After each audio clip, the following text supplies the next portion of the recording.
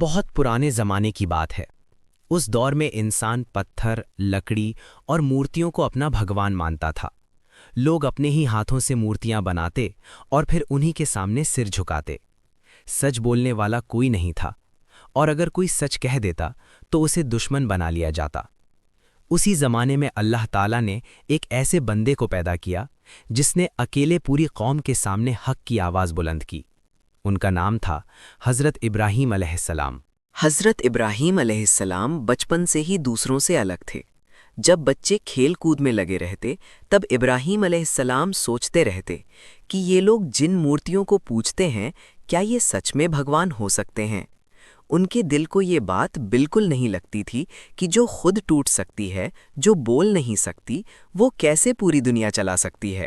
ایک دن انہوں نے اپنے باپ آزر سے پوچھا، ابا، آپ جن مورتیوں کو بناتے ہیں کیا یہ سن سکتی ہیں؟ کیا یہ ہماری مدد کر سکتی ہیں؟ آزر کو غصہ آ گیا۔ انہوں نے کہا، خاموش رہو، یہ ہمارے باپ دادا کے بھگوان ہیں۔ لیکن ابراہیم علیہ السلام خاموش نہیں ہوئے۔ وہ جانتے تھے کہ سچ بولنا ضروری ہے، چاہے پوری دنیا خلاف ہو جائے۔ حضرت ابراہیم علیہ السلام نے اپنی قوم کو سمجھانے کے لیے ایک بہت ہی گہری مثال دی۔ انہوں نے رات کو ایک ستارہ دیکھا اور کہا، کیا یہ میرا رب ہے؟ پھر ستارہ ڈوب گیا۔ انہوں نے کہا، جو ڈوب جائے وہ میرا رب نہیں ہو سکتا۔ پھر چاند دیکھا، پھر سورج۔ جب سب ڈوب گئے تو ابراہیم علیہ السلام نے کہا، میں صرف اس اللہ کو مانتا ہوں جس نے آسمان اور زمین بنائی ہیں۔ ایک دن جب پوری قوم میلے میں گئی ہوئی تھی، حضرت ابراہیم علیہ السلام مندر میں گئے۔ وہاں سینکڑوں مورتیاں رکھی تھیں۔ انہوں نے ایک ایک کر کے ساری چھوٹی مورتیاں توڑ دیں اور بڑی مورتی کے گلے میں کلہاڑی ٹانگ دی۔ جب لوگ واپس آئے تو دیکھ کر آگ ببولا ہو گئے۔ لوگ چلائے، یہ کس نے کیا؟ کسی نے کہا، ابراہیم نے۔ حضرت ابراہیم علیہ السلام کو بلایا گیا۔ لوگوں نے پوچھا، کیا تم نے ہمارے بھگوانوں کو توڑا؟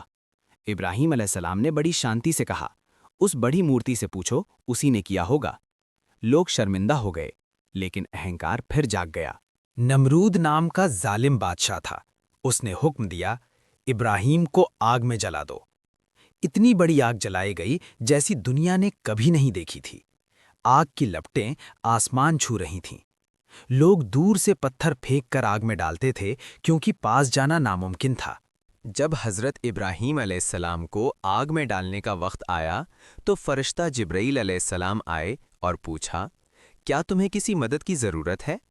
حضرت ابراہیم علیہ السلام نے کہا، اللہ جانتا ہے، مجھے کسی سے کچھ نہیں چاہیے۔ جیسے ہی ابراہیم علیہ السلام کو آگ میں ڈالا گیا، اللہ تعالیٰ نے فرمایا، اے آگ، ابراہیم پر ٹھنڈی اور سلامتی والی ہو جا۔ اور ہوا وہی چمتکار۔ آگ جلانے کے بجائے پھول بن گئی، لپٹیں ٹھنڈی ہو گئیں، ابراہیم علیہ السلام سلامت کھڑے تھے۔